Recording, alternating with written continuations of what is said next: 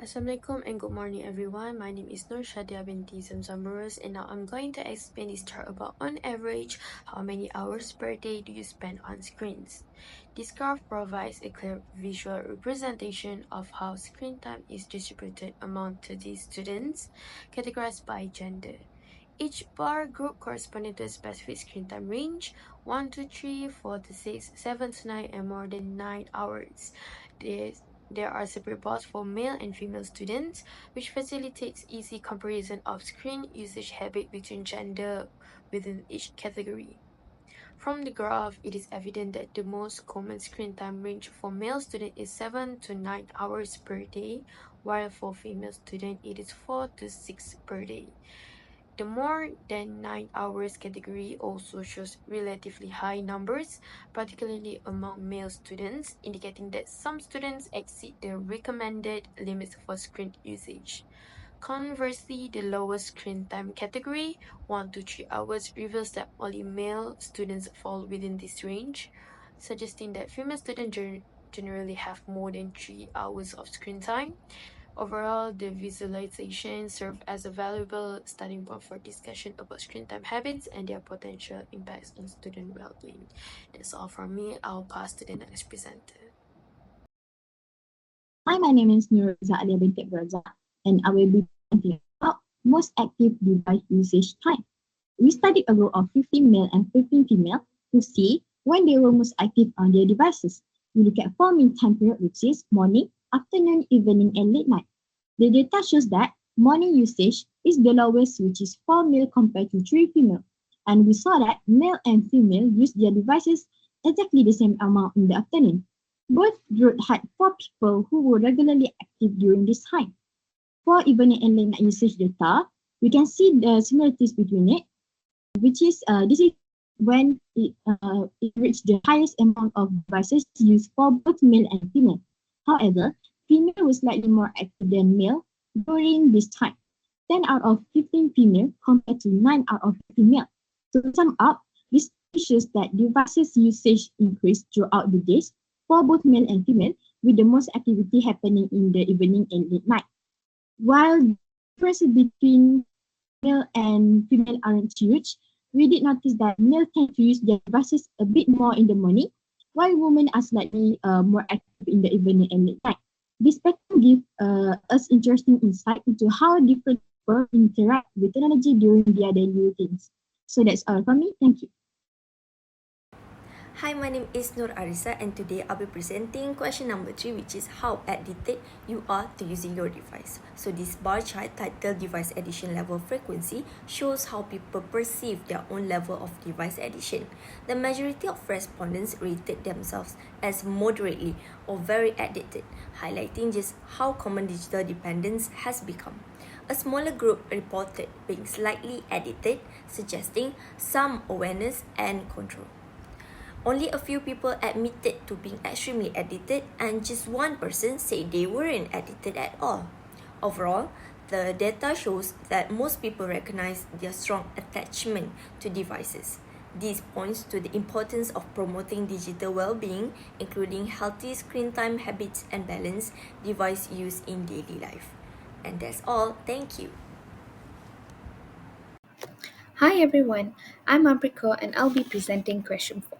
Let's have a look at our respondents' rating of using their devices for which purposes. I have chosen to visualize my data using a grouped column chart, separating males and females into different columns. We have social and entertainment being the most used purpose on their devices.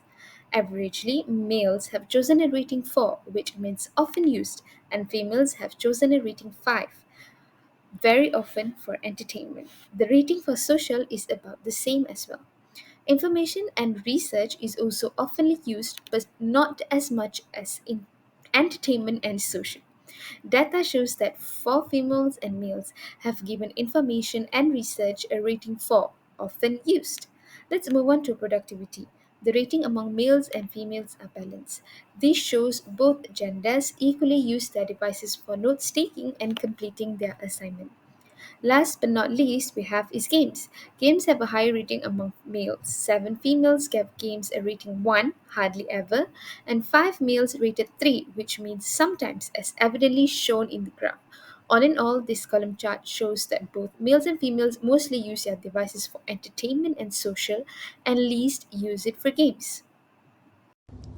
The graph reflects respondent level of concern regarding the health impacts of daily screen time, with worry levels rated from 1, which is not concerned, to 5, extremely concerned. The majority of individuals reported being very concerned or extremely concerned, indicating a heightened awareness of potential health issues, such as eye strain, poor sleep, and posture-related problems.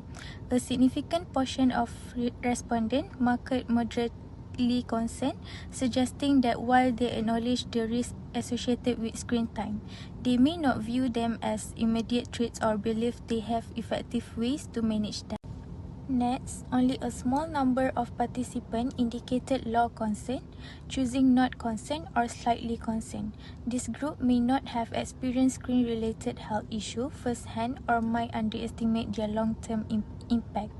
Overall, the data suggests that most people are aware of the negative health effect linked to excessive screen time and are concerned about it. This underscores the potential need for public awareness campaign, screen time regulation, and initiatives that encourage healthier digital habits. Thank you.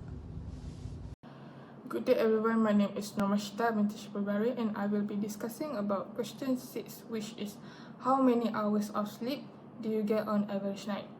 From the bar graph, we can see that the common answer falls to 5 hours, which is 6 students from each group reporting it. That's well below the recommended 7 to 9 hours. Most students fall within the 5 to 7 hours range, showing a clear trend of insufficient sleep. A few even reported getting more like 2 to 4 hours, which indicates sleep deprivation for some. On the higher end, the female students tend to sleep slightly more. A few reported 8 to 9 hours, while male students mostly stay below that. Overall, the graph shows that most university students aren't getting enough sleep, which could be due to academic stress or busy lifestyle. Thank you. Hello everyone, my name is Cik Siti Rabiatul Adawiyah binti Cik Zulkifli and I will be presenting the analysis of the pie chart of individual symptoms. One of our survey question is, what is the symptoms that you notice you have after having a long period of screen time? So, the most commonly reported symptom after prolonged screen time is eye strain, with 20 responses, about 27% of the total. This suggests that many people are experiencing visual discomfort, likely due to long hours of screen exposure without rest or proper screen protection like blue light filters. Headache follows closely, reported 18 times or 24%. Headaches can result from eye strain, poor lighting, glare, or even bad posture during screen use. The third most reported symptom is a short attention span, with 30 mentions around 17%. Excessive screen use, especially with constant switching between tasks, can make it harder to focus for long periods. Next is poor sleep quality, with 12 responses or 16%. This is likely caused by blue light from screens interfering with melatonin production, which disrupt the body's sleep cycle. Lastly, neck or back pain was reported 11 times, about 15%, and this is usually due to poor posture or lack of ergonomic support while using devices. Overall, the data highlights the importance of screen time awareness, and to reduce these effects, we should take regular breaks, improve our posture, and avoid screens before bed. Good evening everyone, my name is Chaika Singh and I will present question number 8. The question is, do you think you need to reduce your screen time? The chart I use is a stick bar chart. The chart compares how males and females perceive the need to reduce screen time.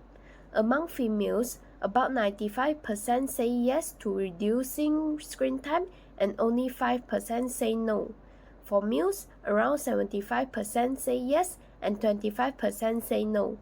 This shows a strong concern across gender, but females show a higher level of concern. It may reflect differences in digital habit or awareness about health impact. Overall, The chart highlights a shared recognition of the need to manage screen time more mindfully, regardless of gender. Thank you. Hi, my name is Muhammad Daniel, and right now I'm going to present question 9, which is what is your target screen time per day? According to the graph beside entitled Target Screen Time Per Day by Gender, we can see that the most targeted screen time for male respondent is 4 to 6 hours per day, whereas for the female respondents, their target screen time is equal, which is 4 to 6 hours and 1 to 3 hours per day. We can also see that there is a few female and male respondents choose 7 to 9 hours as their target screen time per day. As a result, we can see that the majority respondents choose their target screen time per day, which is 4 to 6 hours per day. This shows that both genders are aware of the need to manage their screen time, as this may reflect broader behavioral or attitudinal differences regarding digital wellness, lifestyle priorities, or health awareness between genders. So that's all from me. Thank you.